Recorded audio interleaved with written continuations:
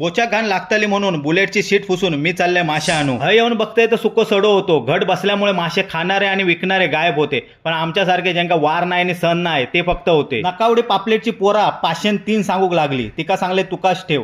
आणि मी गेले दादूसकडे.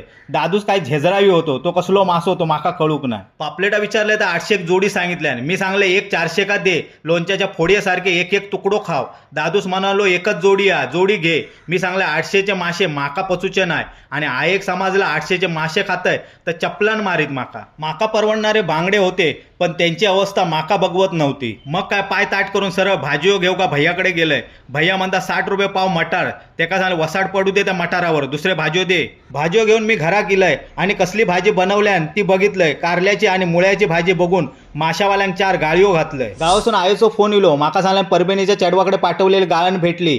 इलासाच्या बायलेक पण आवडली. तिका पण एक धाड. पिटीभात लोणचा कोण नाही कोणचा